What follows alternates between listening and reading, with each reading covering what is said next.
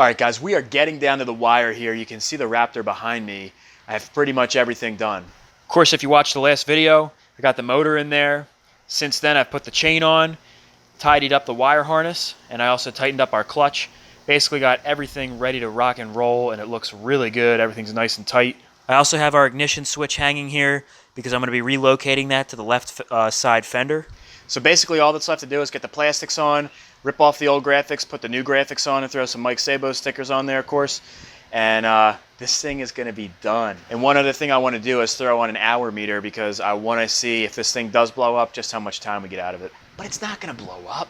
All right, so the first thing we're going to do is put on the back plastics. And we just kind of feed our wire harness through a little slot in here.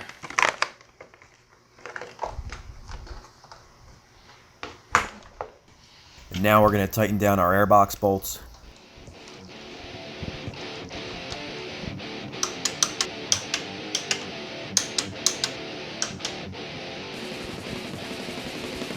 Get our back light hooked up.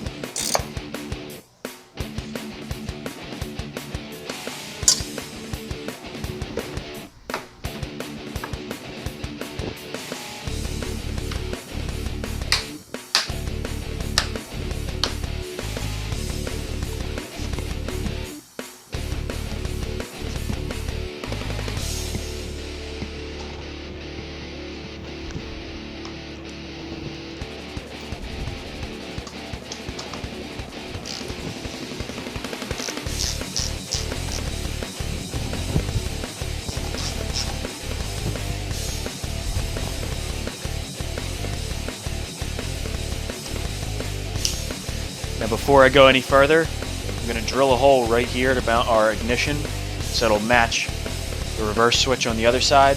There'll be a switch on both sides.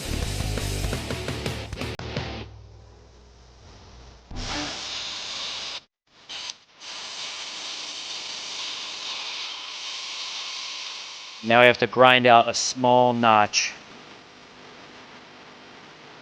for the ignition.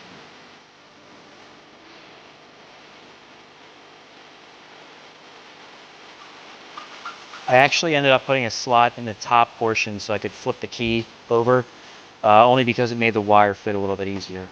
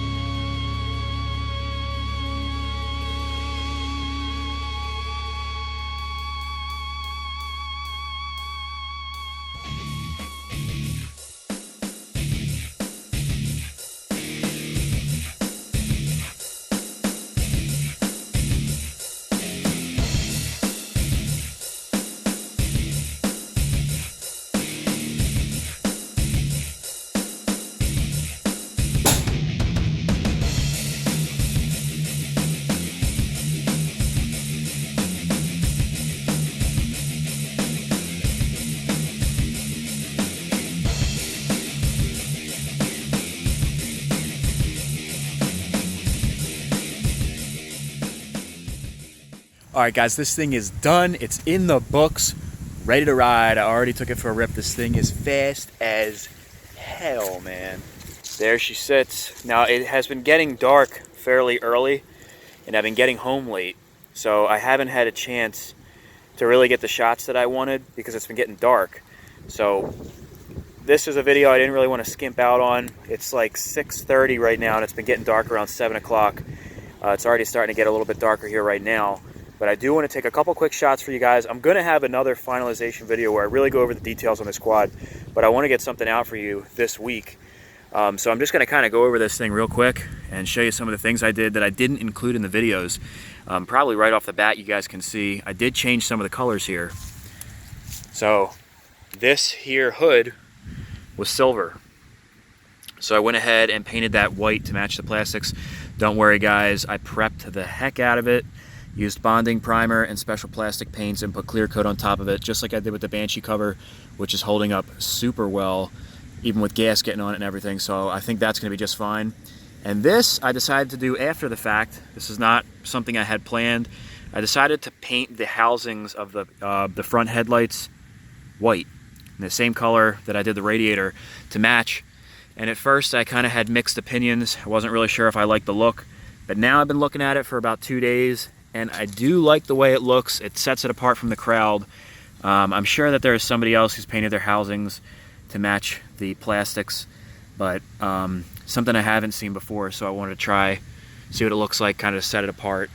And I think these graphics are looking killer with these white plastics. You can see I got my sticker on the Golden West graphics.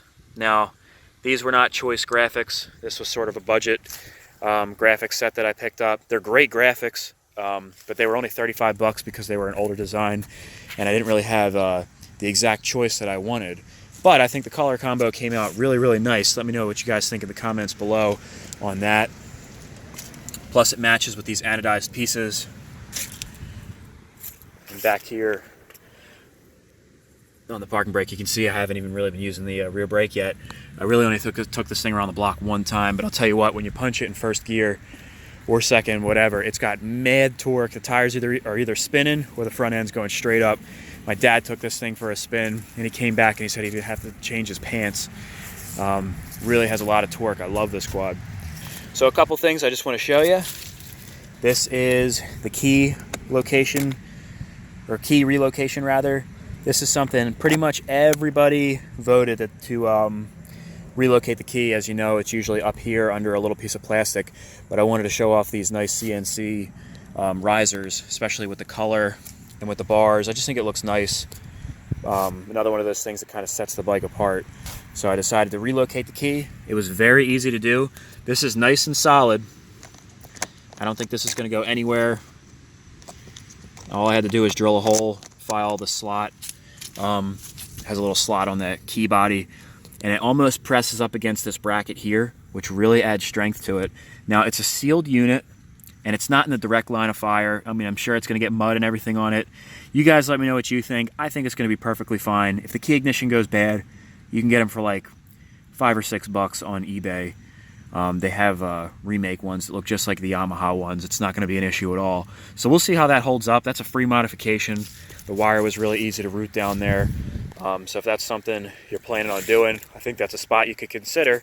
And what I like about it the most, if you come to the back, it's not exactly where the reverse switch is over on the right side, but it's close. And I could have moved it up to make it the exact same spot, but the reason I chose to go a little bit lower is because the plastic is a little bit flatter in this spot. If I moved it up here, it kind of rounds out and it wouldn't have had as flush of a fit. So I did move it down a little bit, and I'm really happy with the way that turned out. Now, next up to show you, I installed an hour meter. This is another one of those things. I did post pictures up on my Instagram. Make sure you check that out, guys. I post up a lot of pictures before I release videos, and I was getting some flack, people saying that this might not be the best spot to locate the hour meter. Now, I think it's going to be fine. It's not close enough to the exhaust or portions of the engine that get super hot. I think this thing can handle the heat, and it's not really in the direct line of fire of mud and water. I mean, unless you're going through super deep stuff that you're going to submerge this thing. But this is also a unit that's sealed, and I think it's going to be okay. So, you know, another product that's under 10 bucks. If the hour meter goes, the hour meter goes. It's not the end of the world.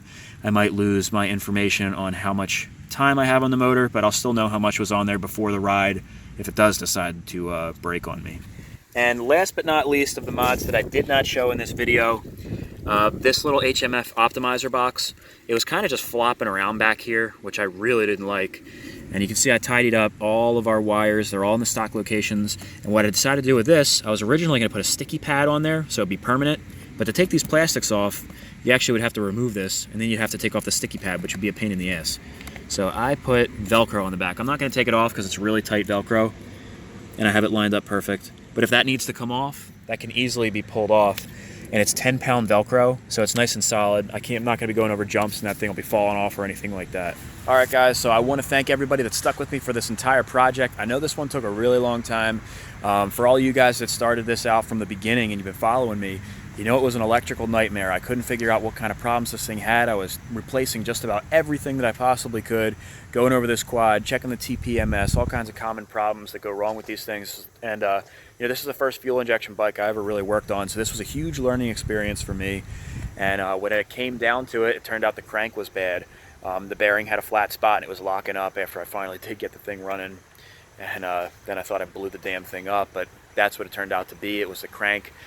For you guys that don't know, I purchased this quad when it wasn't running, so I never saw this thing running. I really had no idea what I was getting myself into. It kind of was like an unknown problem. The guy that bought it before me had no idea what was wrong with it either. So it was a fun project to do. I'm really happy with the way this thing turned out. And once again, guys, thank you for following this build. Thank you for following my channel. If you like this content, please give me a thumbs up. Remember to hit that subscribe button. And I'm going to have more videos on this thing, more in detail. Like I said, it's been getting dark out and I've been getting home late. And this weekend, unfortunately, I'm going to be away, so I won't be able to get any videos. But I will be getting a video shortly. And I'm going to take it riding, but I want to do a photo shoot with it first. I'm hoping to do that real soon. The hurricane has just been making terrible, terrible weather. Not good for photo shoots at all. And then we're going to rip this thing up, man. I cannot wait to ride this thing. Please remember to check out my Instagram page. I like to post up some sneak peek stuff on there and some history about myself and some of the bikes that I've done in the past. I appreciate you all following. Remember this Michael Sabo 350. And without further ado, guys, I'm going to give you guys some revs and do a little takeoff clip. Nothing crazy because the motor is still fresh. I did a couple warm-up cycles with it.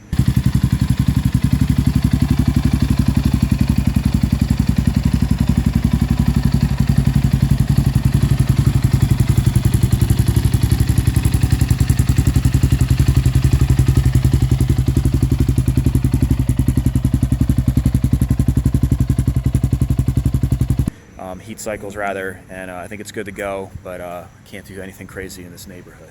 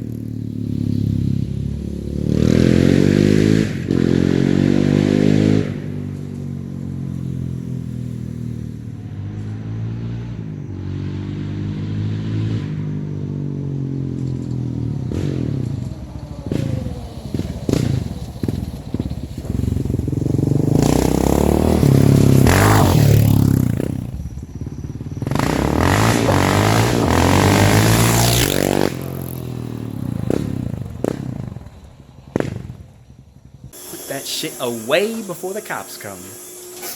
Oh, and one other thing I want to add before I end this video. A lot of you guys were flaming me saying that I didn't put grease on my swing arm bolt, but I put anti-seize on it. I just didn't film myself doing it, but you can rest easy. There is anti-seize on the swing arm bolt.